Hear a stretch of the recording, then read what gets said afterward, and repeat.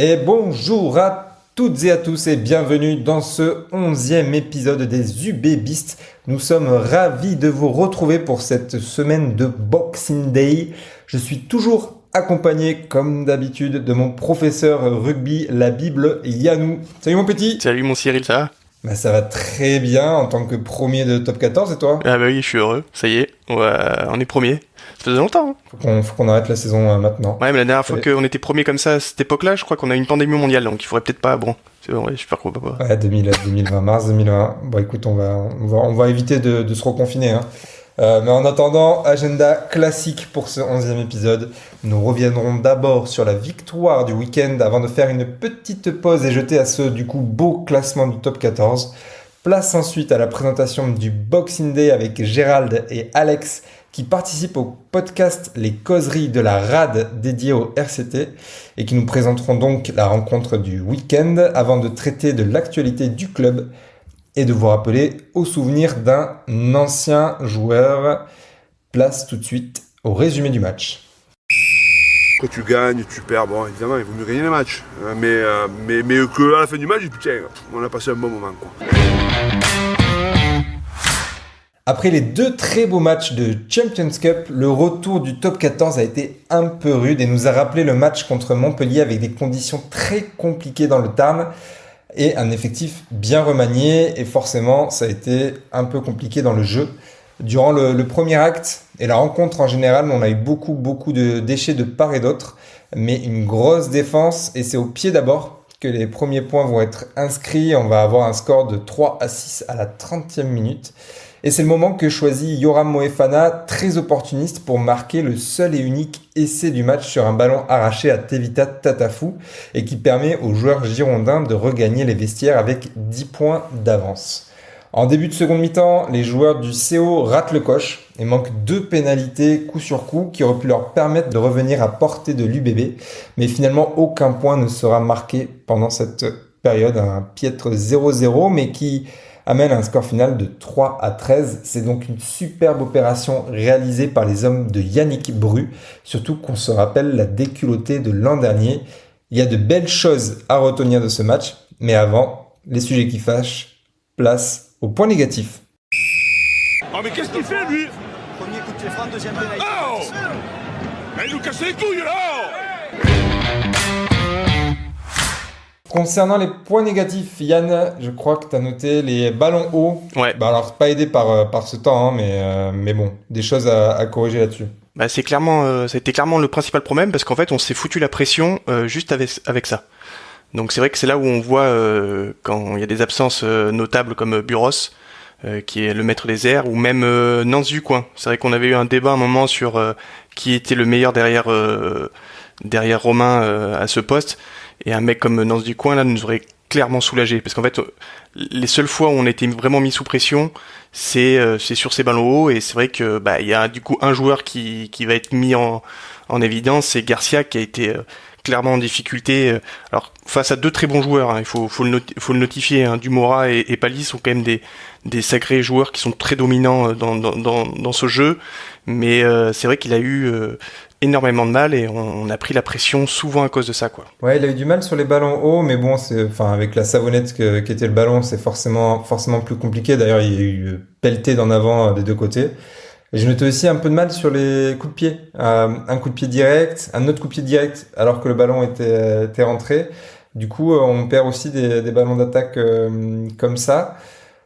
Bon, moi je le préfère quand même en 10 qu'en 15 et effectivement je pense qu'un spécialiste du poste derrière sur ce genre de match comme Buros ou Ducoin aurait pu faire du bien. Ouais, clairement, tu as raison. Et d'ailleurs, en parlant de Savonnette, ça n'a pas aidé non plus sur les touches. Alors, ça n'a pas été catastrophique sur ce match, mais c'est vrai qu'on a 2 touches de mémoire où en fait on réussit à capter la balle, mais que derrière en fait ça dégueule en bas.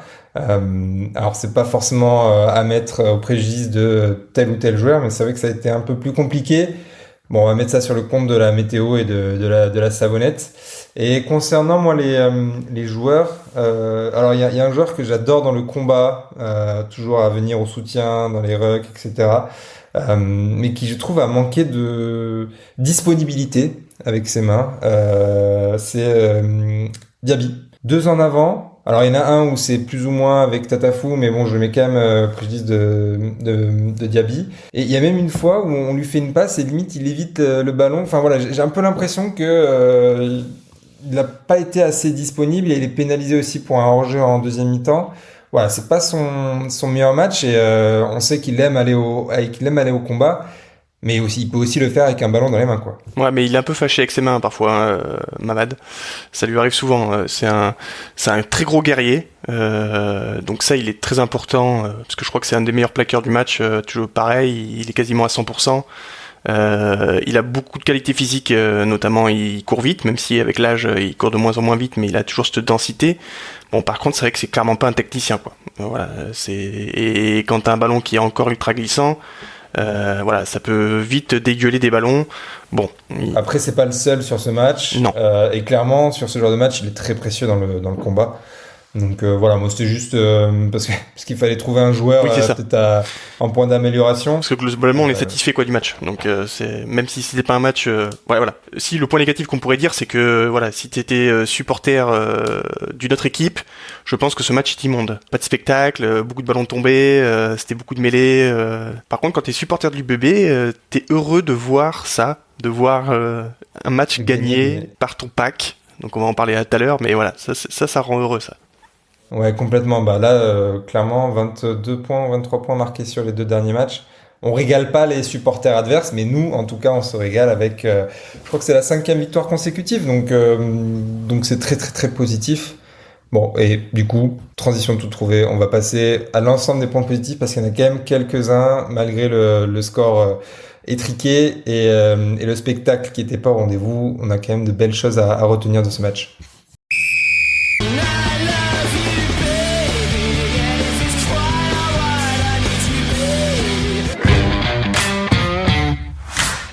Et alors moi, la première chose que j'aimerais souligner, c'est la première de celui qu'on avait présenté il y a quelques semaines, le pilier gauche Zinedine Awad, qui est entré une 20aine de minutes, il me semble, qui a eu quelques mêlées à faire, donc vrai baptême du feu. T'en as pensé quoi, toi, Yann, de Zinedine ? Mais très satisfait. Alors, bon, il faut toujours, quand on juge un joueur, il faut toujours juger par rapport à son vécu, son âge et son potentiel. Et c'est vrai que quand le poste de pilier est un poste à maturité tardive, vraiment le poste de pilier droit c'est encore plus tardif. Le pilier gauche on peut arriver à 20-21 ans à performer, mais généralement d'expérience, surtout ce type de physique, parce que Awad est quand même un grand pilier, il fait 1m90, il doit faire 120 bars, donc il est assez lancé. Généralement les premières mêlées à l'impact, ça pique tout le temps. D'ailleurs, les 2 premières mêlées, il les fait refaire Monsieur Kerr. On le voit en fait, il n'arrive pas à se placer et il pique. Mais après, il a réussi à s'adapter, à changer son axe de poussée et il a globalement plutôt bien tenu. Il s'est fait prendre une fois et pénalisé, mais ça c'est parce que Chilachava a fait le coquin en raccourcissant une liaison et en l'emmenant vers le bas. Mais globalement, il a fait un match plus que correct pour un gamin de 19 ans qui fait ses premières mêlées en top 14. Donc là, c'est à balle réelle. Moi, j'ai été vraiment surpris, notamment par sa tenue en mêlée et par ses premières mêlées, même si il n'a pas affronté Antonio ou plus gros Cador en pied droit. Mais c'est très très très satisfaisant. Et après, dans le jeu, je suis pas inquiet. C'est un gros plaqueur, c'est un mec qui va. Il faudrait peut-être juste un petit conseil, peut-être qu'il change de bandeau, parce que j'ai l'impression que ça le gêne. À chaque fois, il le remettait. Ouais.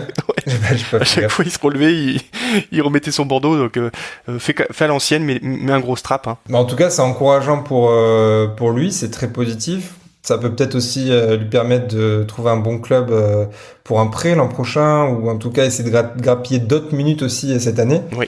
Donc tout positif pour Zinedine.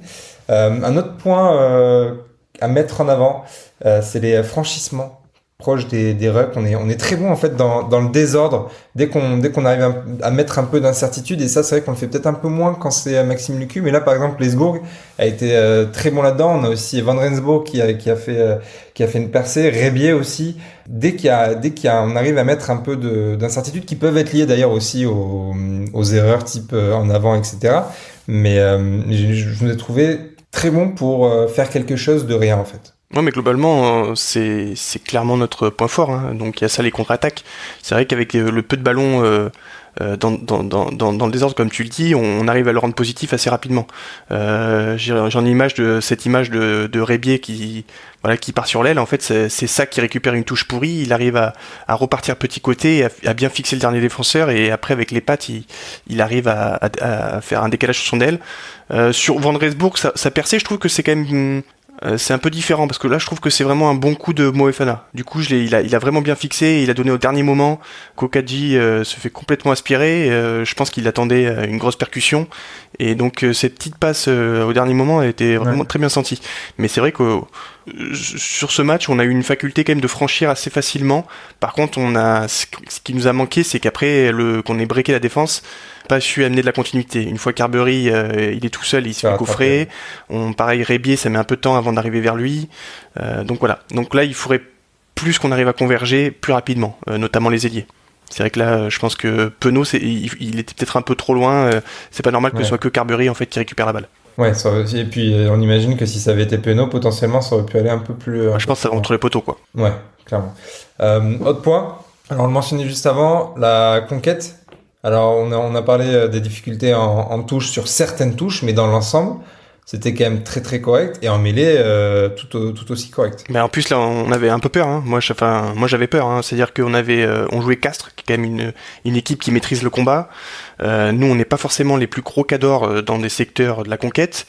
C'est un match où il pleuvait énormément, et finalement en fait c'est vraiment notre pack qui nous a fait gagner. Hein. Moi je dirais pack plus défense, donc on va parler de la défense après, mais ce pack avec encore une fois des joueurs que j'ai décriés et qui ont fait encore une grosse partie, c'est-à-dire que Sadi à droite, qui a été il a bien plaqué, et puis il m'a attrapé son pilier gauche.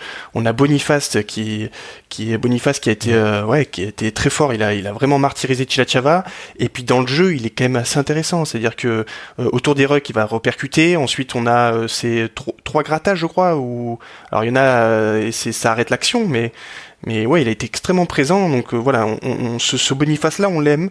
On l'aime quand il arrive à enchaîner, on l'aime quand il fait plus de fautes bêtes, on l'aime quand il se précipite pas en mêlée et qu'il arrive à bien travailler son mêlée et son pilier adverse. Et en plus, ce que j'ai trouvé, alors après c'est peut-être un petit détail, mais j'ai l'impression que même sur ses mêlées, son dos était beaucoup plus droit que d'habitude. Généralement, il subissait l'impact, et donc après il avait un dos rond, et donc je trouvais qu'il poussait très mal, et après il partait en travers.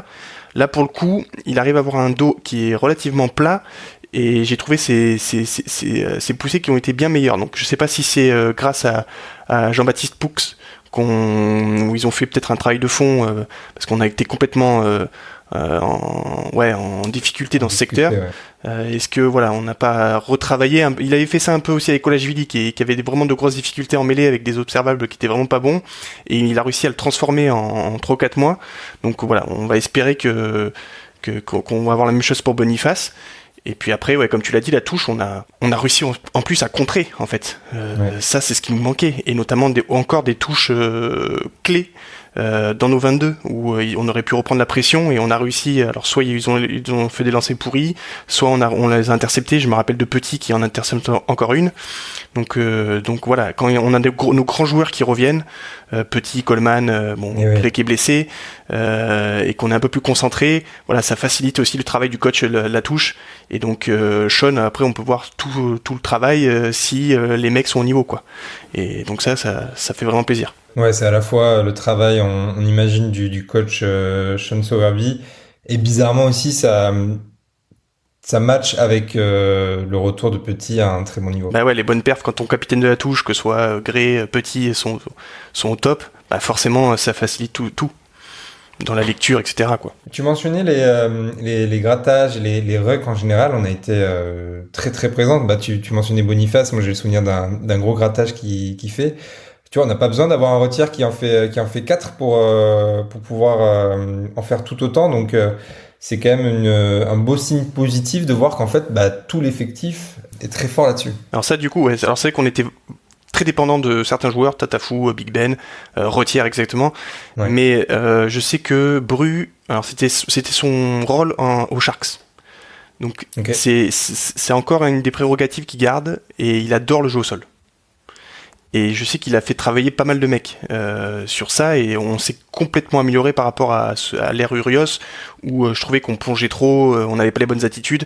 Même un mec comme Diaby qui gratte peu, arrive pas à gratter, mais au moins à embêter, avec des bonnes attitudes. Et même là aussi on est très fort, c'est les contre-rucks, où là on arrive à tout inverser, on arrive à inverser la pression. Après, on a été bon sur les rucks défensifs. J'ai regardé le live de Emric du petit bureau. Il fait des lives, donc il a fait un Emric live Milan, ouais, sur Castres UBB, et donc il a des stats.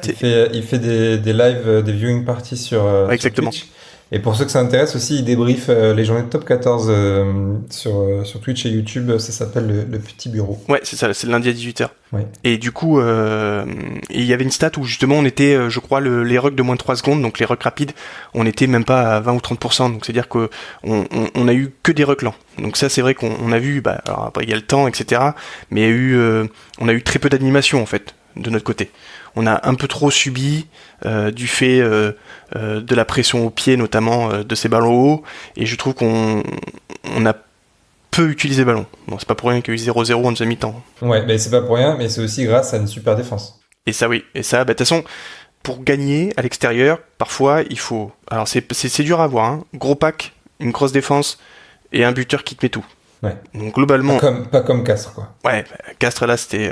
le pauvre Louis, il s'est complètement troué, ouais. Mais et donc la défense, ouais. Et la défense, pareil, on a fait une dizaine de plaquages offensifs, quoi. Donc c'est-à-dire qu'on les a martyrisés en les faisant reculer, et on a fait très peu de fautes. Je crois qu'on est à 5 ou 6 pénalités à la fin du match. Donc là, c'est pareil, c'est une constante. On arrive à se discipliner, à faire moins de fautes. On se fait moins prendre par des lignes de hors-jeu. Voilà, il y a que parfois, bon, c'était la semaine dernière où on s'était fait un peu avoir par des fautes un peu débiles, mais globalement on a été plutôt discipliné. Il y a un joli timbre de Konorsa sur son futur coéquipier et concurrent au talon, Gaëtan Barlow. C'est vrai, ouais. Qui coûte du coup une pénalité, mais sinon effectivement on a été assez propre. Connor qui fait ça, il commence à vraiment bien machiner, je suis assez content de lui. En plus, ce qui me surprend le plus, c'est qu'il est fort sur les fondamentaux, ce qui n'était pas forcément son point fort. Donc ça montre un peu qu'il a clairement travaillé ce secteur. Ça bosse. Moi, en termes de joueurs à mettre en avant, et c'est un joueur qu'on a un peu pas décrié, mais voilà, il souffrait un peu de la comparaison avec Maxime Lucas et Yann Lesgourg qui a été très propre, très propre sur ses qualités d'ailleurs de percussion, de franchissement. Alors, au pied, ça a été très correct, même si j'ai des souvenirs, par exemple, d'une chandelle qui était un peu courte, etc. Mais c'était beaucoup mieux que d'habitude. Il a fait un très bon match, et même Paul Abadi derrière, en remplaçant, qui a été aussi super propre. Ouais, globalement, j'ai trouvé notre charnière en place. Et Yann, c'est vrai que, alors autant on sait qu'il a des qualités pour faire le bord des rucks, etc. Mais là, même ses sorties quand, comme tu dis correct, moi je trouvais qu'elle c'était vraiment bien, parce que c'était clairement une grosse difficulté pour lui, quoi. Soit les ballons étaient trop loin, soit trop courts, soit il trouvait des petites touches. Voilà, là, globalement, au pied, il fait son match. Carbury, pareil. Donc on a trouvé une bonne charnière, et puis moi ça me rassure un peu en vue d'une période qui va être assez pénible, qui va être la période des doublons. Donc là, voilà, gagner avec cette charnière à l'extérieur, à Castres, qui est quand même une équipe qui était invaincue depuis le début de la saison, je pense que c'est un signe fort, quoi. Ouais, complètement. Et puis c'est un peu la partie de l'effectif qui mettait le doute aux supporters avant le match. À savoir que le pack convenait un peu à tout le monde, mais c'est vrai qu'on avait pas mal de doutes, enfin en tout cas certains supporters pas mal de doutes sur le fait d'avoir Lesgourg, Abadi, qui n'avaient pas encore montré tout ce qu'ils pouvaient faire cette saison en tout cas. Mais là, du coup, match référence pour eux et pour la charnière en général. Et je mettrais aussi en avant, alors pas un joueur, pas un aspect tactique, mais une nouvelle fois les supporters, les United BB, les Burdigalais. J'avais entendu Étienne Gontier des United BB la semaine dernière dans 100% UBB sur France Bleu qui disait que il y a de plus en plus de demandes, de plus en plus d'engouement. Et c'est vrai qu'on sent qu'à l'extérieur, c'est un vrai plus d'avoir 150 personnes qui poussent derrière l'équipe, et à la fin de chaque match, alors là ça aide parce qu'il y a des victoires, mais on voit qu'il y a une vraie communion avec les joueurs, et c'est vraiment vraiment top. Et c'est d'ailleurs encore possible de prendre vos places pour aller voir le Stade Français. Je crois que vous avez jusqu'au 30 décembre, jusqu'à la fin de semaine, pour pour prendre vos places. Ce sera le prochain match après Toulon et ce serait beau qu'on ait encore une jolie tribune à Jambouin pour supporter les Bordelais et les amener à la victoire. Yann, t'as un dernier mot pour finir sur les points positifs? Ouais, j'ai bien aimé aussi le centre du terrain qu'il y aura, et Van Dresburg. Je trouve qu'il a été très solide, notamment Van Dresburg dans un climat qui est un peu hostile. Il a été quand même très très performant. Il a maîtrisé, je trouve, le centre du terrain avec un franchissement. Il a pas mal couru. Il a battu 4 défenseurs. Voilà, je trouve qu'il a été vraiment impactant et c'est vrai que ça nous fait du bien d'avoir dans la rotation ce type de joueur qui va vraiment nous soulager, quoi. Ouais, complètement. De toute façon, on le dit depuis le début de saison ça change d'avoir un vrai 12 comme ça qui est impactant, qui a du ballon. Donc vraiment bonne pioche. Et effectivement, ça combine avec Yoram. Donc parfait. Si en plus il y a de l'alchimie avec ses comparses du centre du terrain. En tout cas, super opération de l'UBB. Vraiment, on espérait avoir une belle surprise. On a eu un joli cadeau de Noël avant l'heure. Donc parfait, et d'ailleurs ça nous permet de faire une très belle opération au classement général qu'on va tout de suite regarder. Tu finis 7ème, 8ème, 9ème, 10ème tous les ans. Et au classement général, l'UBB vire en tête à l'approche de Noël. Alors à égalité de points avec le Stade Toulousain, 41 points chacun. Le Stade Toulousain qui allait faire un match nul à Lyon dimanche soir sous la pluie aussi, cette période. Derrière, on a des équipes qui se dégagent quand même pour le top 6. Alors on a Toulon qu'on va affronter ce samedi qui est 3e avec 37 points. Derrière suivent Bayonne, Clermont et La Rochelle avec respectivement 34, 33 et 32 points. Donc pour le top 6, et 7e, Castres du coup, qui a perdu à domicile ce week-end, qui est un peu plus loin, qui a 27 points, donc ça commence un peu à y voir plus proche. Toi tu vois, parce que peut-être la surprise là-dedans, c'est peut-être Bayonne déjà et un peu Clermont. Ouais, deux équipes. Alors bon, moi je fais pas de pronostic, hein, j'ai toujours du mal avec ça. Bayonne et Clermont, c'est deux équipes avec un énorme pack et avec des joueurs. Alors Clermont, ils ont vraiment travaillé avec un très gros pack et donc ils arrivent à démonter tout le monde devant. Bayonne, ils ont un pack aussi assez conquérant et surtout ils ont des facteurs X derrière entre Makala qui marche sur l'eau, on a Carreras aussi l'Argentin. Enfin voilà, ils ont vraiment de top joueurs. Bayonne risque d'être très très pénible en phase finale. S'ils arrivent à se maintenir dans les 6, je pense qu'ils ont une équipe type qui peut vraiment embêter du monde. Et Clermont, c'est quand même une belle surprise parce que on avait l'impression que ça clashait de partout avec Urios, mais finalement il a réussi à fédérer son groupe un peu comme il arrivait à le faire avec Castres ou même ce qu'il avait fait avec nous avec la première année. Et là on a une équipe de combattants, quoi. Donc ils se perdent un peu, je pense, à La Rochelle parce je pense qu'ils sont pas loin de gagner. C'est on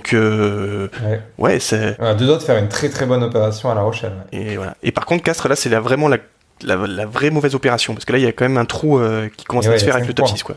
5 points avec le top 6. Ouais, sachant et c'est vrai que Bayonne et Clermont sont invaincus à domicile. De toute façon les derniers c'est nous, Bayonne, Clermont et peut-être Toulon. Je pense qu'ils n'ont pas perdu chez eux.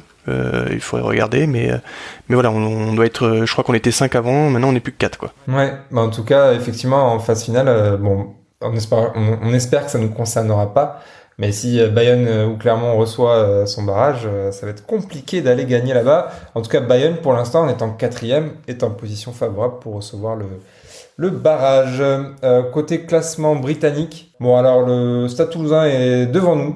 Parce qu'ils ont eu un match nul hier à l'extérieur avec 14 points, on est à 12 points et derrière on a Toulon et Bayonne qui sont à 8 points sinon le top 6 c'est le même. Il faudra nous confirmer ce samedi à domicile ce bon résultat à l'extérieur.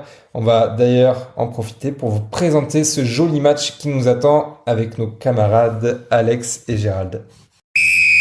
Je vais te dire ce qui me tarde. C'est ce qui me tarde, de sentir l'odeur des merguez. Ce samedi à 21h05, l'UBB reçoit un concurrent direct au top 2 puisque les terribles guerriers du Pilou Pilou du Rugby Club toulonnais viennent tenter de faire un coup en Gironde. Toulon qui est actuellement 3e à 4 longueurs de l'UBB. Le faux pas est donc interdit pour finir cette année. Et pour nous présenter cette belle équipe, nous avons la joie de recevoir 2 membres de l'excellent podcast Les Causeries de la Rade, qui est un peu notre grand frère et un exemple à suivre pour nous puisqu'ils sont déjà à 73 épisodes et 2 années d'existence, rien que ça. Bonsoir Gérald et Alex, bienvenue chez les UBBistes. Salut les gars et merci pour l'invitation. Merci à vous, j'espère qu'on va pouvoir décrypter un peu ce match. Pour commencer, est-ce que vous pouvez nous présenter un peu le début de saison de votre équipe, ce qui s'est passé? J'imagine que vous êtes plutôt satisfait de cette 3e place. Pour l'instant, vous savez qu'on a eu un début de saison où on était comptablement content, mais sur la production du jeu, on restait un peu sur notre faim. C'est vrai qu'on avait un jeu d'attaque notamment vraiment assez pauvre, mais on prenait des points, donc on était content. On gagnait à domicile. On a gagné un match à l'extérieur en début de saison à Paris. Et puis, il faut bien avouer que depuis la trêve internationale, on voit un autre Toulon. Voilà, on voit un Toulon qui joue davantage, qui garde le ballon, qui dans la possession, avec des intentions de jeu, on joue moins au pied. Et là, on commence à se régaler, ça fait 6 victoires d'affilée. Hein. On a eu une belle campagne européenne. En championnat, ça gaze, on a gagné à l'USAP, on gagne les matchs chez nous depuis le début de la saison. Là, on a pris un bon bonus offensif. Aujourd'hui, tout va bien.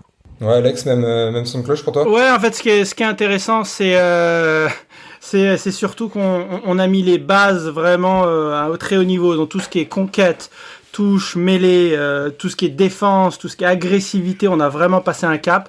Je pense, comme l'a dit Gérald, depuis la trêve internationale, au niveau physique aussi, on a des joueurs extrêmement dynamiques, plus rapides, plus punchers, et ça fait énormément de bien. Par contre, on fait beaucoup de rotations d'une semaine sur l'autre, et donc au niveau, on va dire, du jeu d'attaque, du jeu à la main, on a encore un axe de progression assez important là-dessus, mais voilà, surtout quand on compare à l'UBB qui est une des, si ce n'est la meilleure attaque du championnat ballon en main, c'est vrai que là-dessus, c'est là où on a encore un petit peu à progresser. Ouais, donc plutôt à mettre en avant la conquête et les qualités physiques plutôt que vraiment l'air toulonnais. C'est l'ADN toulonnais. Là, c'est vraiment la défense, l'agressivité, le punch. Et on commence quand même à mettre des choses en place. Mais bon, voilà, on a encore un petit peu de marge pour atteindre le Stade Toulousain et l'UBB qui sont un petit peu les équipes qu'on essaie d'atteindre. Et vous, votre objectif sur cette saison, en tout cas sur cette phase régulière, c'est vraiment d'accrocher le top 6 le plus tôt possible et d'aller titiller, pourquoi pas, le top 4? Ouais, c'est ça. En fait, le top 4 déjà, parce que ça te permet le barrage à domicile, c'est un peu l'objectif, je pense, du début de saison. Voilà, l'année dernière, on a fait top 4. Si on refait la même l'année prochaine, faut quand même pas oublier que Toulon sort de 5-6 saisons sans top 6. Tu vois, donc l'année dernière, on l'a chopé, ce top 6.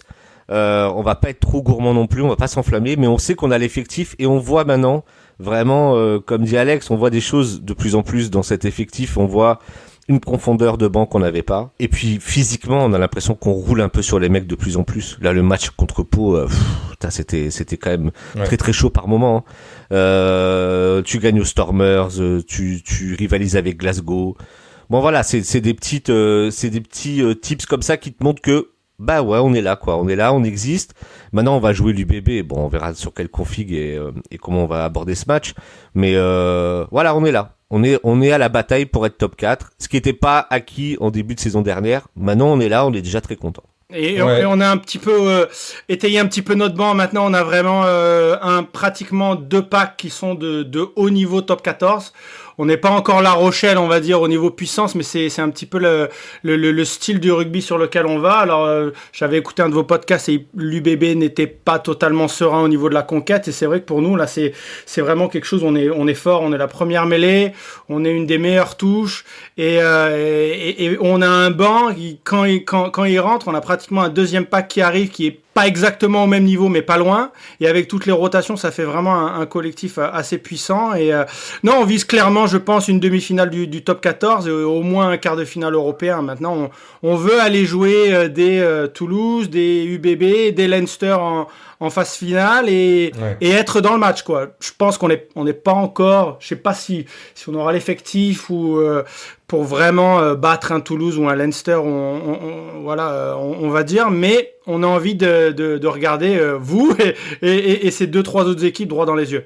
Ouais, après sur un match, clairement, je pense que vous rivalisez largement. Et tu parlais enfin vous parliez d'effectifs. C'est qui vos joueurs majeurs là sur ce début de saison? Nous on en connaît deux trois chez vous, mais vous mettrez qui en avant, par exemple un arrière et un avant chacun? Bah, à l'arrière, il y a un peu une évidence qui est Baptiste, quoi. Baptiste Serin. chouchou. Votre gamin, hein. Nous, c'est Ouais. notre minot, vous, c'est votre gamin. Ouais, c'est Baptiste, forcément, parce que c'est un peu le maître à jouer de cette équipe, c'est un peu le leader. Nous, on s'est longtemps un peu fâchés, enfin, dans les causeries, on n'était pas d'accord pour dire qu'il y avait une surindépendance ou pas une surindépendance à Toulon. Mais c'est vrai que ce garçon, il est extrêmement marquant dans tout ce qu'il fait et il est impactant dans notre jeu. Donc oui, il y a un Toulon sans lui, avec lui, c'est pas du tout la même. Surtout qu'en fait, en poste neuf, derrière Ben White, il fait pas complètement la maille aujourd'hui. Et Danglo, il est encore un peu jeune et il passe pas le cap actuellement. Donc c'est vrai que quand il n'y a pas Baptiste Serin, on a un tel gap de différence avec ses remplaçants que tout de suite c'est très impactant chez nous. Donc oui, derrière il est important. Devant aujourd'hui notre leader de combat, c'est Ribens. Il est trop fort. Il est trop fort. Deuxième ligne, c'est ça? Deuxième ligne anglais, d'origine Sudaf. Et il arrive de Northampton, hein, c'est bien ça, je me trompe pas. Il arrive C'est de ça, Northampton. exactement. Il est vraiment extraordinaire depuis qu'il est là. Il est dans l'ADN toulonnais comme on l'aime. Il est dans la lignée des Van Niekerk et des Bakis Botha dans le combat. Si tu le vois ce week-end jouer, il faut des fois 2-3 palois pour le faire tomber. Il charge, il est monstrueux. Et il a l'état d'esprit, ça devient de plus en plus ce chouchou de Mayol. Il a eu son ovation ce week-end, largement mérité.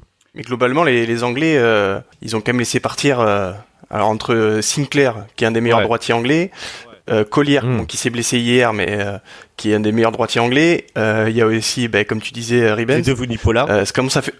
Ça commence à faire beaucoup dans un pack quand même. Le Dlam. Où on voit Willis. qu'ils se font secouer. Ouais. En novembre, ils se sont fait secouer devant. Ils ont pas de droitier. En fait, surtout, et moi j'étais au match face au All Black. Et d'entrée, quand j'ai vu les équipes, j'ai fait en fait c'est le banc. Si tu veux, t'as une équipe titulaire en Angleterre qui peut tenir la route au niveau du pack. Par contre, dès la 60e minute, quand il faut faire les changements, ils ont un jeune de 20 ans, ils ont des troisième lignes, je connaissais même pas, ils ont pas le niveau, quoi, tu vois. Et Jack Willis. Jack Willis, je veux dire. bien sûr. Si par contre, s'ils avaient tous ces gars-là, ils auraient gagné au moins 2 matchs de plus, tranquille, dans la période là d'octobre. Mais ouais, après, pour revenir un petit peu à nos joueurs derrière, bon, il y a, je vais en dire deux, je veux dire Leicester Fenganuku, qui est le centre All Black, qui est extrêmement puncher, extrêmement puissant, et quand il joue au niveau de notre attaque, ça fait énormément de différence. Comme je le disais un petit peu, au niveau attaque, on manque un petit peu de cohésion, d'explosivité, de dynamisme, à part quand il est là. Et quand il est là, il fait un petit peu la différence tout seul, donc c'est un joueur important. Mais on va dire Gaël Dréan, parce que j'ai envie de le comparer un petit peu à Louis Bielbarré, et c'est un ailier qui vient de Rouen et qui est en train d'exploser là. Il a une vitesse folle et il me fait vraiment penser à votre superstar bordelaise.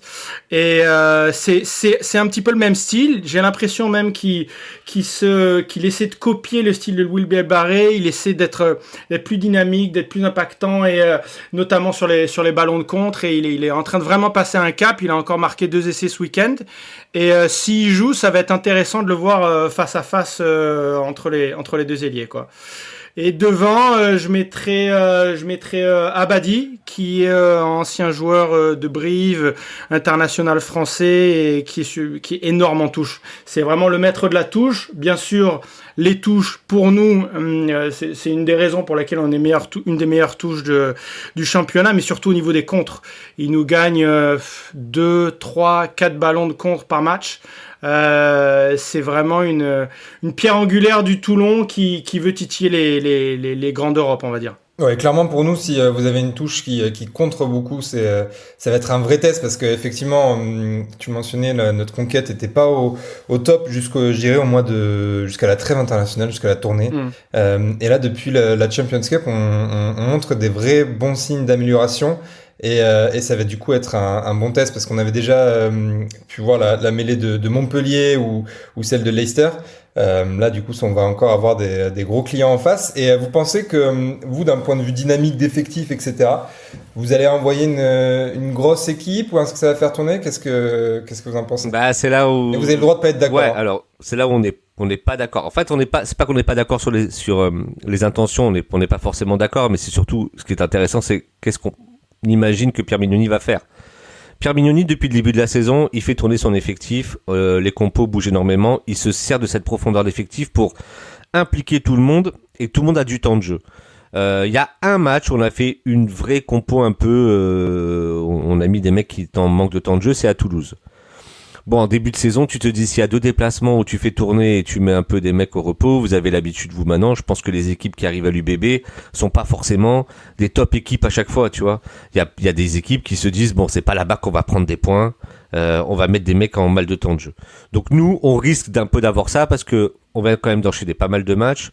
Comme vous, il y a la Coupe d'Europe au milieu. Nous, en plus, on a eu un voyage en Afrique du Sud qui est quand même très dur à gérer. Ouais. Donc là, si tu veux, le contrat rempli avec le point de bonus contre Pau laisse quand même imaginer qu'on va envoyer une équipe un peu hybride avec peut-être quelques jeunes, mais en tout cas des mecs qui sont en manque de temps de jeu. Mais de toute façon, il y aura quand même une équipe un peu sympa parce que c'est vrai que l'effectif, il est profond. Mais oui, on va forcément laisser des mecs au repos. Je pense à des mecs comme Ribens, on en a parlé. Peut-être que Baptiste, il viendra pas à Bordeaux. Peut-être qu'il viendra, mais pour aller à la plage, mais pas forcément pour la plage. C'est une boîte de nuit, hein, c'est pas forcément pour se baigner. Et oui, il y a quelques mecs comme ça. Saint-Zel jouera peut-être pas, sûrement. Daumont aussi, sûrement va les. Voilà, il y a quelques cadres qui vont être au repos, j'imagine. Mais on sait jamais avec Pierre Mignoni, on sait jamais. Peut-être qu'il va vouloir se challenger et se dire, on va à l'UBB pour les emmerder. C'est possible. En fait, comme le dit GG, en fait, on a tellement fait de rotation depuis le début de la saison qu'on a pratiquement pas d'équipe type en fait. Et jusque là, il y a, ouais, comme il a dit, mis à part peut-être Toulouse, on a fait un petit peu plus de changements que d'habitude. En fait, c'est parti d'une philosophie de la saison où cette année, on joue tous les matchs. Mais voilà, à chaque fois, t'as un tiers de l'effet de l'équipe type qui change d'un match à l'autre. Donc je pense qu'on va être plutôt plus ou moins dans la même situation. On va avoir des cadres, on va pas envoyer une équipe de U17, tu vois. Mais on aura peut-être un petit peu plus de gifs que d'habitude, on va peut-être mettre quelques gars au repos. On va pas mettre la grosse équipe pour aller vraiment gagner à tout prix à Bordeaux, hein, je pense pas. Mais on va pas non plus mettre que les troisième couteaux non plus, quoi. Donc c'est dur à dire, je peux pas vraiment vous dire quel genre d'équipe il va mettre, c'est trop difficile. On va le savoir clairement au niveau du poste numéro 9 si en gros si vous voulez, le deuxième notre deuxième demi de mêlée c'est l'Écossais White, mais si il est blessé donc il va pas jouer. Blessé, ouais. Donc voilà, s'il met pas Serein et qu'il met d'Anglo titulaire, ouais, là ça veut dire que franchement je dis pas qu'on lâche le match mais pas loin. Si Serein joue, on va mettre une équipe décente quand même sur le papier, hein. On n'y va pas pour se prendre 60 points. Ouais, parce que tu vois qu'en troisième ligne, si tu prends les mecs qui ont pas joué ce week-end et si tu te dis il y a un peu de rotation, on peut partir avec le Lam, Issa et Coulon. Bah, c'est pas déconnant, ouais, tu vois. Je pense que c'est une troisième ligne qui peut largement vous emmerder. Alors, en deuxième ligne, on va peut-être mettre Alagaou et Brian Alanoessé qui était sur le banc. Donc, tu vois, à part Sinclair, je pense que Sinclair, vraiment, je pense qu'il fera pas le voyage parce que lui, vraiment, il a enchaîné. Et Priso, mais après, tu vois, je pense qu'on a de quoi faire. En talon, que tu mettes Lucchesi, Ivaldi ou Bobigny. Bon bah ça sera décent, hein. Ça fait la maille, quoi. Donc je pense que voilà, ça va être intéressant. Mais oui, en plus vous avez fait beaucoup tourner ce week-end, hein. Donc ouais. Clairement, vous avez ciblé le match. C'est la grosse équipe des fêtes de fin d'année que vous allez mettre. Ouais, ben c'est sûr. En plus, bah après pour revenir à la rotation, nous nos deux meilleurs matchs à l'extérieur, c'est Toulouse et Castres. Et on avait fait au moins 5 ou 6 rotations, voire plus Toulouse et Castres encore pire. Donc bon. Quand t'amènes des mecs qui sont frais et que tu concernes un groupe, tu peux faire des coups, tu vois. Bon, bien sûr, il faut pas envoyer tous les espoirs, mais si t'as une bonne base, nous contre Castres, on finit avec Awad 19 ans à gauche, etc. Mais vu que t'as amené un gros groupe et qui était relativement frais, ben finalement, en fait, on a vu que même physiquement, on était plus dense que eux en défense, etc. Donc je pense que nous, il faudra vraiment. Alors, je pense que nous, on va mettre la grosse équipe et il faudra vraiment pas qu'on pense qu'on va prendre une équipe amoindrie de Toulon, quoi. Et qu'il faudra mettre les ingrédients parce qu'on peut vraiment se faire secouer, notamment dans la phase conquête, comme vous l'avez indiqué. En fait, il y a tellement de compétition maintenant pour tous les postes à Toulon. On a vraiment un effectif pas mal de postes où le remplaçant est pas très loin du titulaire. Donc quand il rentre sur le terrain, ça s'envoie maintenant. Hein. On a 6 victoires d'affilée. Il y a une bonne dynamique. Si j'avais à parier, je parierais quand même une victoire de Bordeaux avec un écart quand même assez conséquent, mais on n'y va pas la fleur au fusil en vacances. Hein. Ouais, c'est clair. J'imagine bien un match comme à Toulouse. On est dans le match jusqu'à la 60e, et ça arrive souvent aussi contre Bordeaux, c'est-à-dire que vous avez quand même la capacité à jouer qu'une mi-temps qui est assez incroyable. C'est-à-dire que vraiment, c'est la deuxième. c'est assez fou, quoi. C'est-à-dire que je regarde jouer Bordeaux, ça l'est arrivé plusieurs fois cette saison où tu dis tiens, c'est bizarre pendant cette mi-temps-là, et c'est une top équipe. Et puis l'autre mi-temps, ils font des trucs qu'une top équipe fait pas d'habitude. Donc c'est très bizarre. À Vannes, c'était pas mal. À Vannes, c'est complètement fou, quoi. Donc ouais, après, c'est assez marrant, mais vous faites exploser les mecs en deuxième mi-temps parce que vous mettez du rythme et que c'est un enfer à vous suivre par moment, quoi. Ouais, c'est ça. C'est généralement, et surtout à l'extérieur, on joue pas la première, on s'oublie un peu, mais c'est vrai que physiquement, on arrive à la 60e à réussir à faire exploser l'équipe adverse. Même si du coup à Castres ce week-end avec une équipe très remaniée, on est resté tout le temps dans le match. On a d'ailleurs le deuxième mi-temps, il y a eu un très beau 0-0. Mais en gros, on a quand même un effectif, et ça aussi, c'est la patte de Thibaut Giroud qui réussit à maintenir un niveau d'effort conséquent sur. Ah ouais, vous l'avez vu vraiment l'impact de Thibaut Giroud? Parce que nous, on l'a eu aussi à Toulon. Mais avant toute la hype où il est en équipe de France, que c'est chez nous qui s'est fait un peu remarquer. Vous l'avez ressenti ça? Vous voyez physiquement un vrai impact de ce gars-là? Mais après, c'est l'impression que sur certains standards, en fait, certaines séquences de haute intensité, des choses qu'on pouvait pas faire, on le fait maintenant. Alors après, est-ce que c'est parce que on est composé de mecs qui sont des internationaux, ou est-ce que c'est que son travail? Après, on voit aussi que là, de plus en plus, on fait péter les mecs à la 60e, et on peut marquer, en fait, avec des grosses séquences. Je crois contre Leicester, on marque 3 essais en 8 minutes. Tu vois, on arrive en fait, les mecs, tu les voyais, ils arrivaient plus à respirer, etc. Et nous, on était toujours en pleine bourre. Donc voilà. Est-ce que c'est parce qu'on a un meilleur effectif, un effectif international? Est-ce que il doit avoir un peu des deux, je pense. Vous avez des fusées aussi, donc au niveau des contres, quand t'as des Penaud, des Bielbarré et compagnie, c'est dur à suivre pour les autres équipes. T'es en attaque, tu perds le ballon, mettre un contre à 2000 à l'heure, ça doit être difficile à jouer. Ouais, clairement, et oui, je pense que c'est à la fois la profondeur d'effectif, où un peu comme vous, on s'est bien garni cet été, et c'est bien mieux que l'an dernier, et du coup, les joueurs qui rentrent, ils peuvent aussi apporter. Yann, toi, tu penses qu'ils vont nous envoyer une grosse équipe, ou tu penses comme Gérald et Alex que ça va tourner un peu comme nous, comme on peut faire d'ailleurs une équipe un peu à prime, où en gros t'as une ossature avec des cadres, et puis ensuite ça peut faire tourner à l'extérieur? Moi, clairement, si j'étais Mignoni, je pense que ce serait pas un objectif. Je mettrais, comme nous on a fait à Toulouse, une équipe mixte qui va permettre en fait de chacailler, et pourquoi pas rester dans le match, parce que ça peut être rapide, le rugby c'est un sport de collision, donc il peut avoir des faits de jeu qui peuvent te mettre dans le match, il peut avoir un temps qui peut te mettre dans le match, donc moi, si j'étais eux, forcément je mettrais une équipe mixte, parce qu'il y a des mecs qui ont beaucoup trop joué. Le voyage en Afrique du Sud, c'est hyper impactant. Nous, ça nous a un peu flingué la deuxième moitié de saison, enfin la deuxième partie de saison, quand on est parti dans les boules. Après, on perd à domicile contre le Stade Français, et après on a eu du mal à récupérer ses points. Eux, ils ont pas besoin de points. Ils ont mis une branlée à Pau. Et après, la semaine prochaine, ils reçoivent le Racing, donc il faudra aussi mettre 5 points. Et après, ils enchaînent la Coupe d'Europe pour une qualification, ils visent la première place.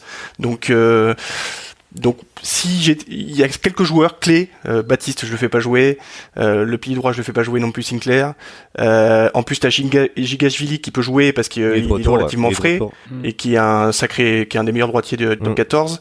Le second ligne Rebans, pareil, je le fais pas jouer. Enfin voilà, il y a quelques joueurs clés comme ça que je veux surtout pas péter, parce qu'il y a des échéances qui vont arriver qui sont extrêmement importantes pour le banc. T'as raison, parce que tu vois, que tout à l'heure je vous ai donné une troisième ligne qu'on pouvait mettre, mais si tu prends la ligne d'arrière par exemple au centre, sur les retours, alors on sait pas parce qu'il a été blessé, mais je pense que c'est une petite blessure, Frisch va certainement jouer, il sera de retour aussi. Fenganuku, il est aussi de retour de blessure, c'est seulement son deuxième match là, donc voilà, on peut très bien mettre une paire de centres Frisch, Fenganuku pour donner du rythme à ces gars-là. Frisch Tvenganuku, ça rivalise, hein, tu vois, largement. Sur les ailes, on peut mettre Wanikolo et Tukuvu, pas déconnant, quoi. Donc, tu vois, notre profondeur d'effectif fait aussi, comme vous, quand vous faites rentrer Huberti et tous ces gars-là, on se dit, putain, mais ils en ont combien des mecs derrière, là? Les mecs qui sont blessés, on est content, et c'est Huberti et le Sudaf, là, qui rentrent, ça rend fou, quoi. On est un peu dans cette config-là, on commence à avoir du monde, donc, on n'y va pas la fleur au fusil, quoi. Et potentiellement, ce qu'on pourrait faire, c'est mettre certains de nos stars, on va dire des Olivon, des Serins sur le banc, et faire un petit peu ce que Glasgow nous a fait en Coupe d'Europe il y a 2 semaines, où ils ont mis un petit peu l'équipe B pour démarrer, et par contre, ils ont mis que des stars à partir de la 60e minute, et à partir de ce moment-là, on a vraiment souffert, et on a gagné d'1 point, mais c'est vrai que c'était très serré quand même. Et voilà, peut-être que Mignoni aura dans l'idée de faire un coup comme ça. Tu mets l'équipe un peu B en espérant de tenir jusqu'à la 60e. Et si tu es encore dans le match, tu es à 10 points ou 10 points ou moins, tu fais rentrer tes stars un petit peu plus tôt. Et là, tu peux avoir un match intéressant quand même. Ouais, en tout cas, je pense qu'on va avoir effectivement un très beau match avec 2 équipes qui sont du coup sur une très bonne dynamique. Et puis, même si effectivement vous faites tourner, je pense que il y aura un gros client en face. Côté UBB, moi, je propose une petite compo. Alors, effectivement, je pense qu'on va envoyer une grosse équipe avec quasiment pas de rotation, en tout cas sur l'équipe type, même si on a des blessés. Mais en première ligne, classique, un Jefferson Poirot, Maxime Lamotte et Bentami Ifuna. Deuxième ligne, Petit Coleman, qui eux, du coup, enchaînent quand même pas mal depuis le mois de novembre, mais avec la blessure de Johnny Gray, on n'a pas tellement le choix.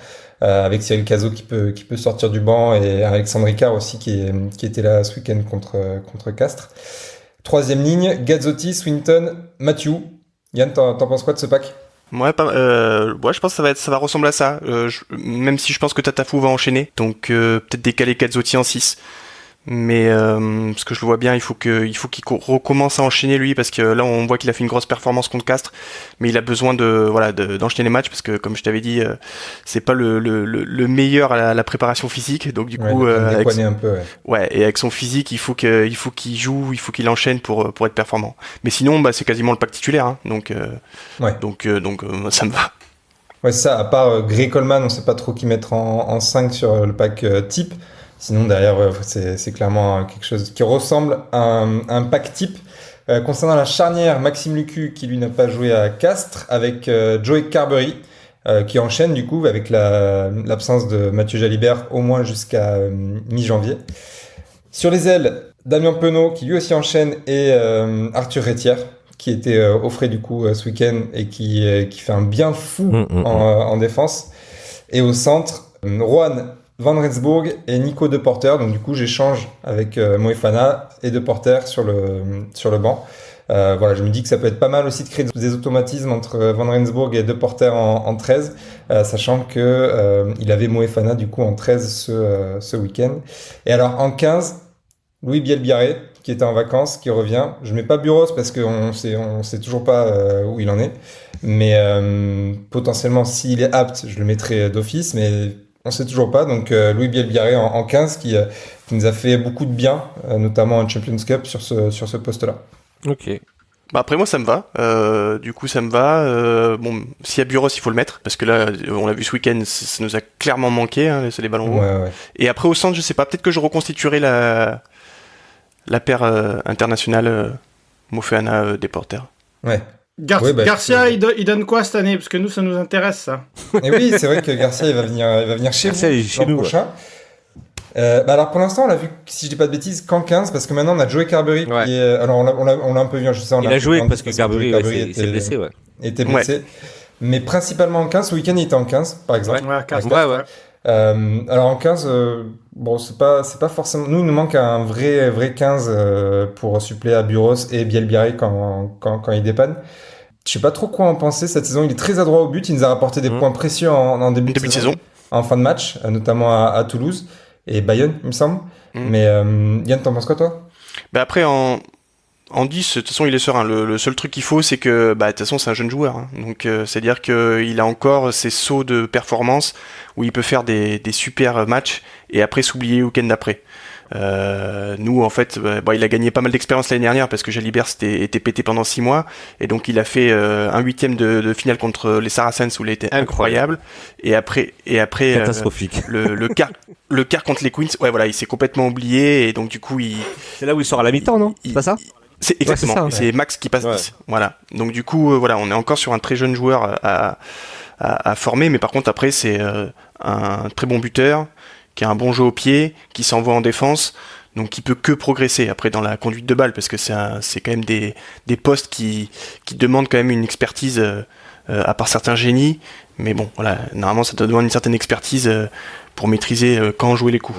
Donc je pense que je sais pas dans quelle mesure vous allez l'utiliser, si c'est pour être numéro 2. Nous, il va être remplaçant. Remplaçant de Garbizzi. Ouais, c'est ça. Parce que Enzo Hervé est normalement va quitter le club. Dan Bigard, il a déjà quitté le club à moitié. Il est jamais arrivé. Bon, voilà. Si vous voulez un Dan Bigard, on vous envoie un si vous voulez. Il coûte cher par contre, l'enfoiré. Mais oui, ça fait très cher.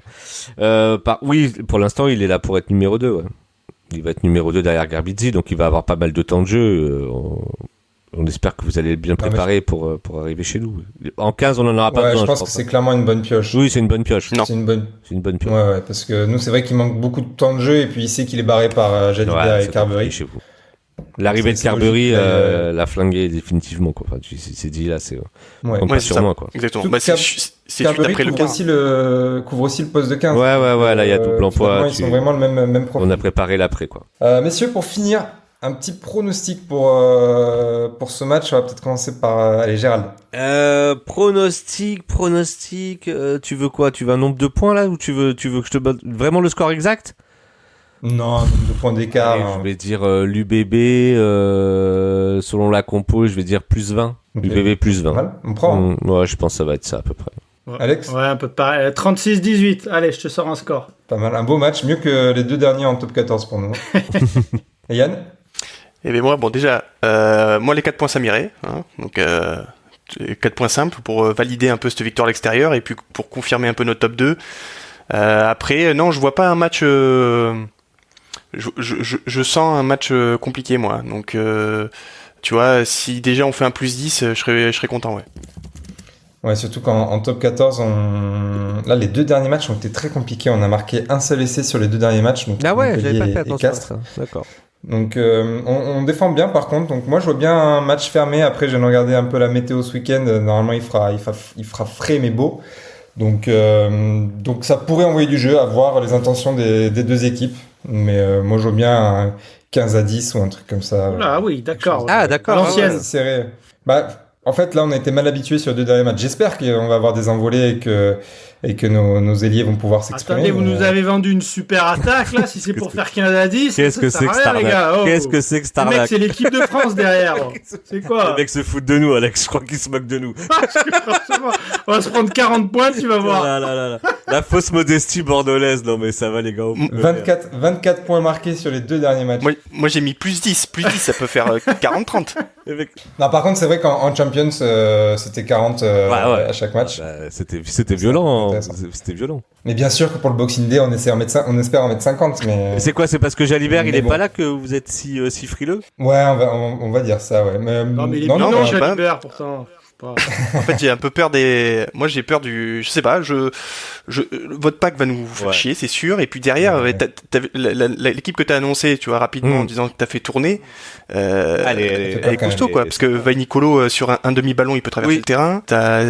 En 13, si vous mettez Fangaku, c'est un tractopelle, tu vois. Twikovu, qui est quand même un très bon joueur. Après, moi, j'ai un vrai doute sur les piliers. Je pense que Priso et Sinclair, par exemple... Alors t'as raison, il y a Giga à droite, à gauche on va avoir un peu plus de mal. On a Brennan puisque Gros est blessé. Là tu vois, sur un match entier tu perds quand même Vous, il y a Big Ben qui est de retour. Alors je sais pas, j'ai pas l'impression qu'il a fait des gros matchs depuis son retour, mais bon, le garçon il va reprendre du rythme petit à petit, j'imagine.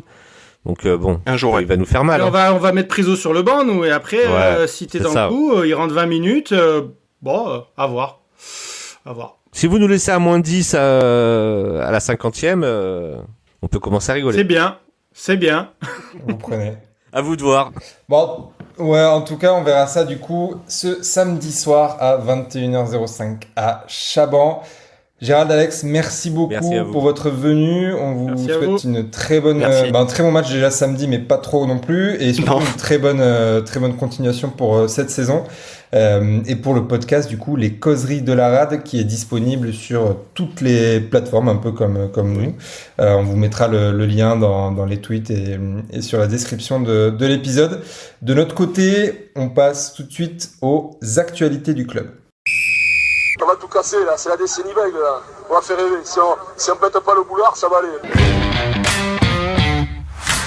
Concernant les actus du club, la première actu qui était sortie et officialisée la semaine dernière, c'est la prolongation de Jefferson Poirot jusqu'en 2027. Une bonne chose. Bon, on le savait déjà, mais voilà, ça a été officialisé par le club, donc toujours bien de pouvoir célébrer un joueur et très content de le garder à l'UBB. Mais une autre news qui, elle, n'est pas officielle puisqu'il s'agit de l'arrivée d'un joueur, c'est Sean Mousquès, le Bayonnais de 19 ans qui évolue au poste d'arrière et d'ailier.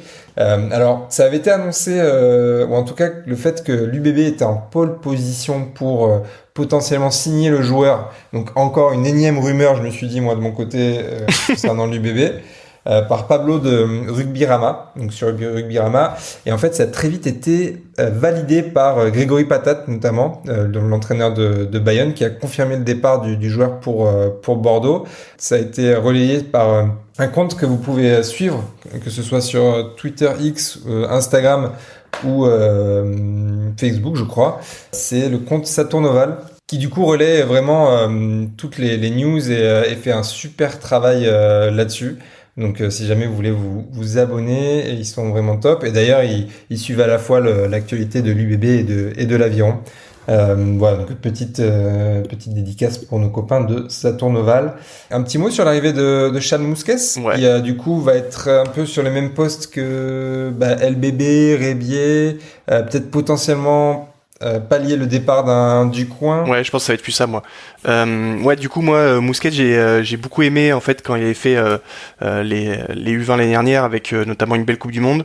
Je pense que, alors, pour l'instant, les 3 matchs que j'ai vus, parce que j'ai fait une petite vidéo sur mon compte pour un peu le présenter, donc il a fait que 3 matchs avec Bayonne.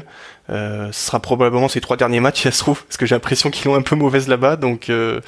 Les supporters, oui, ils l'ont mauvaise. Ouais. Après, je pense pas qu'ils vont se passer de ce petit feu follet pour le reste de la saison, quand même. Je sais pas. J'espère que ça va pas faire comme Buros, parce que Buros, c'était exactement la même chose. Avant qu'il vienne chez nous, il avait annoncé très tôt qu'il partait, et c'est vrai qu'après il a été mis au placard, et même il jouait plus avec les espoirs.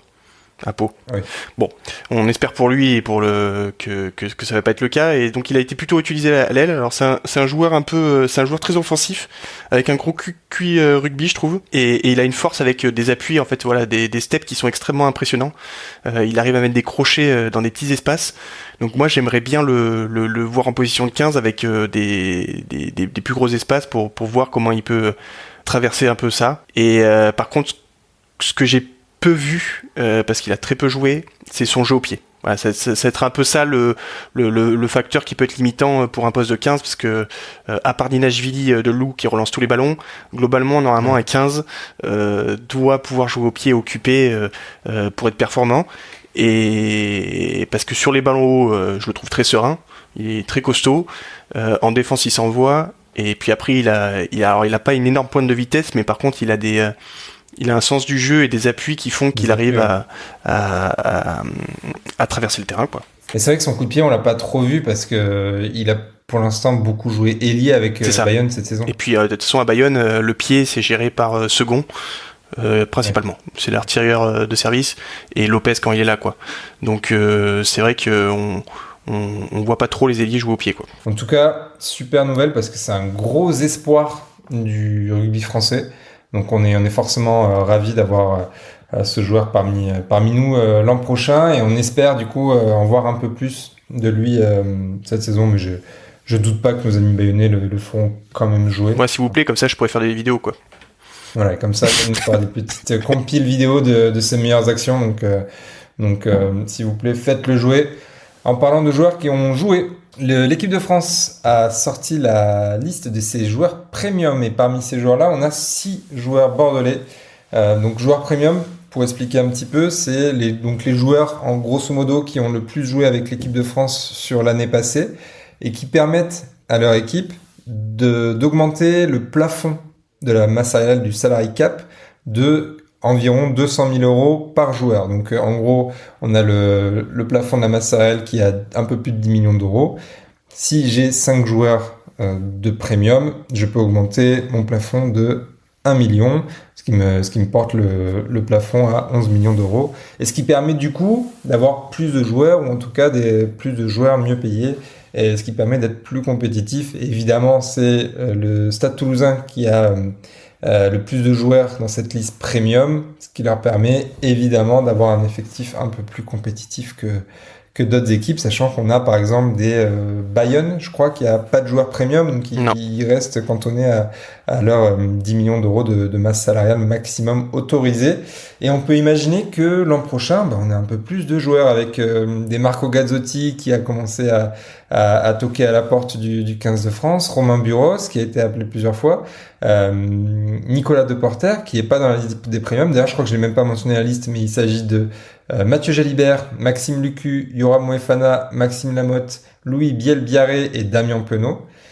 Et donc à ces joueurs-là, on peut imaginer que si on a un Tevita Tatafou aussi de Bayonne qui arrive l'an prochain, il sera dans cette liste des premiums.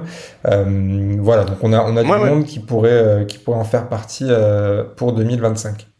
Oui, clairement. De toute façon, et puis c'est un avantage énorme hein. Quand on voit le Stade Toulousain, forcément. Alors bien sûr, moi je trouve ça logique. Hein. C'est pas un complot quoi. Forcément, ils sont pas là pendant 6 mois de l'année. C'est normal qu'ils puissent avoir suffisamment de sous pour pouvoir recruter des mecs qui puissent être seconds quoi. Forcément. Alors le Stade Toulousain, eux, où ils sont forts, c'est qu'ils ont un centre de formation qui alimente à chaque fois, mais ils arrivent toujours à prendre des non-gifs performants qui sont tout le temps avec eux quoi, type Aki, etc. Donc moi je trouve que cette réglementation est normale. Bien sûr que les grosses écuries qui arrivent à former comme Toulouse sont plus avantagées. Voilà, nous on est obligé de plus de dépenser pour avoir cette post-formation et donc avoir ces futurs internationaux. Voilà, moi je trouve que c'est un équipe qui est plutôt bon et juste. Donc voilà. Oui, d'ailleurs, tu dis ça parce qu'il y a le sujet qui a été mis sur la table des présidents de club la semaine dernière pour savoir s'il fallait augmenter ou réduire déjà la masse salariale, augmenter ou réduire du coup le bonus octroyé pour chaque joueur premium, s'il fallait limiter aussi le nombre de joueurs premium par équipe, à savoir par exemple le Stade Toulousain on a 10 ou 12, il est indemnisé que pour 5 ou 6 par exemple. Donc c'est des sujets qui sont étudiés pour en gros avoir un équilibre dans la performance sportive et une équité des chances pour aller chercher le bonus tout simplement. Mais donc je te coupe, mais l'avantage qu'on a, parce que effectivement si on avait un championnat type Ligue 1, forcément ça pourrait être pénible parce que je pense que Toulouse écraserait tout. En tout cas les équipes qui ont le plus de potentiel économique, Toulouse, Bordeaux typiquement, La Rochelle, eux peuvent se permettre d'aller jusqu'au plafond de la masse salariale, voire même la dépasser, on peut imaginer. Là où certains clubs sont même pas au maximum de leur masse salariale parce qu'ils peuvent pas. C'est ça, ouais. Mais tu vois, et puis l'avantage qu'on a, c'est qu'il y a des phases finales. Donc forcément, des phases finales, ça peut tout remettre en question. Notamment sur un match, tu peux te faire avoir. Donc je pense pas que ça déséquilibre significativement le championnat du fait qu'on a ces phases finales qui peuvent remettre tout à zéro. Même si Toulouse est favori, forcément, en demi-finale, tu prends un carton rouge à la 10e, ça peut être le match il peut être complètement inversé quoi. Dans un sport de collision avec des phases finales, si c'est pas un championnat et que c'est sur un match, il y a plus de chances quand même que ce soit équilibré. Ouais. Toulouse, ce serait bien qu'ils aient même 2 ou 3 cartons rouges pour que ce soit équilibré. Mais... Oui. Mais enfin bon, bref. Continuons les actus du club. Concernant les absences, Mathieu Jalibert, du coup, absent jusqu'à mi-janvier au minimum. Apparemment, il s'est blessé au moment de la réception de Leicester, avant de partir en vacances. Donc, indisponible. Gray, lui, il en a pour 6 à 8 semaines. Donc, ça nous amène à février, quelque chose comme ça. Pierre Beauchaton, lui, hernie discale, il en a aussi pour 2-3 mois, donc côté deuxième ligne, deuxième et troisième ligne, on est quand même bien handicapé. Pizzamou, je sais pas pour combien de temps il en a, mais en tout cas, il était indisponible pour le match de Champions il y a 10 jours. Je sais pas quand est-ce qu'il va revenir. Et Nance Ducoing, je le pensais blessé pour longue durée, mais il était en tribune ce samedi à Castres. Ça veut dire que potentiellement, il est apte à jouer ? Ouais, c'est une possibilité. Moi, on m'a dit qu'il était 24e, alors est-ce que ça irait mieux ? Enfin, j'espère. Ce serait une bonne nouvelle, notamment pour le Stade français. Il pourrait être très précieux. Concernant les résultats des autres clubs, les Lions du Stade Bordelais, les semaines se suivent et se ressemblent. 9e victoire en autant de matchs. Et là, en plus, c'était chez l'équipe qui était longtemps la dauphine du Stade Bordelais, Blagnac, et elles sont allées gifler les Hautes-Garonnaises 41-8 chez elles. Et elles se retrouvent maintenant avec 9 points d'avance sur l'AS Romagna et 10 points d'avance sur le Stade Toulousain. Bon, Carnage. On va continuer quand même à suivre les résultats. On ne sait jamais des fois qu'il y ait une défaite un jour, mais en tout cas sur cette phase régulière, ça, ouais, c'est comme tu dis un petit carnage. Ouais, et on espère que ça va continuer jusqu'au playoff. Yep. Je vous propose maintenant qu'on a fait le tour des actus de passer à la présentation d'un ancien joueur. Présentez-vous. Qui je suis? Les gars, qui je suis? Pour présenter cet ancien joueur, vous connaissez la rubrique maintenant. Je vais vous proposer un petit quiz pour que vous puissiez jouer et deviner ce joueur.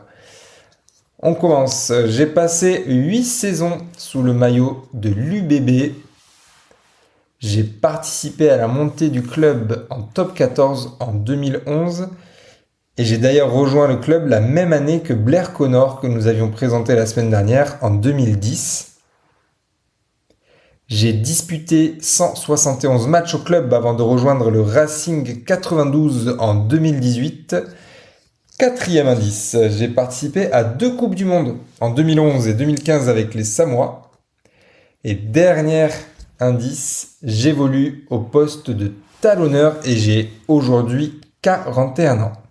Yann ? Olay, ouais, Olay AVI. Et pour revenir un peu sur son CV, il est né en Nouvelle-Zélande, Olay, à Wellington en 1983 de parents d'origine samoane, avant de migrer vers l'Australie à l'âge de 3 ans. Et il va y commencer sa carrière professionnelle en 2006 avant de rejoindre Waikato en 2008 en Nouvelle-Zélande. Et c'est en 2010 qu'il fait donc le grand saut vers l'Europe et rejoint l'UBB où il va impressionner Yann. Ouais, clairement. Je pense que c'est le meilleur talon qu'on ait connu sur l'ère UBB, je trouve. Le plus performant de son attaque. Il avait des appuis terribles sur des petits espaces. Il avait un lancer qui était parfait. Et en plus d'être un super mec, c'était un super travailleur parce qu'on a vu qu'il a, comme tu dis, il a fini à 41 ans, mais il était à Soyo-Angoulême jusqu'à donc Pro D2 jusqu'à 39 ans quoi. Là, il a fini à Florac, je crois, mais bon, bref. Mais du coup, c'était un joueur qui était vraiment très technique pour le poste, vraiment avec une capacité à éliminer les défenseurs et avec ses petits appuis et sa vitesse. Et puis sur les fondamentaux, c'était une machine. Il avait un laser à la place des mains et donc il avait une vision laser, hop comme ça, fond de bloc quand on avait des pour les Clarkin, etc. Enfin bon, c'était vraiment une sacrée machine. Je pense que c'est vraiment comme je disais, le meilleur talon qu'on ait connu. Un gros talon, du coup, dont nos talons actuels pourraient s'inspirer, en tout cas sur la visée laser, comme tu dis, en touche au moins. Voilà, donc on espère que vous avez appris qui était ce Olay AVI et n'hésitez pas du coup à aller regarder sur YouTube des résumés de matchs ou des highlights de ce joueur qui a marqué quand même l'histoire de l'UBB pendant 8 années à un poste stratégique. C'est la fin de cet épisode des UBBistes, ce 11e épisode. Merci beaucoup de nous avoir écoutés encore une fois. Si vous voulez aider ce podcast, n'hésitez pas à en parler autour de vous, à vous abonner, que ce soit sur Spotify, Deezer, Apple Podcast ou même sur Instagram ou Facebook où on relaie les épisodes. Merci beaucoup Yann, c'était encore un plaisir. Ben ouais, moi aussi. C'était une super émission avec nos amis toulonnais, donc vraiment plein de plaisir de cette émission. Ouais, on a bien aimé faire ça avec nos collègues de podcast des Causeries de la Rade. On vous souhaite une très bonne semaine de Noël et on se dit à samedi à Chaban pour le Boxing Day et à la semaine prochaine pour le podcast. Ouais, ciao tout le monde. Ciao.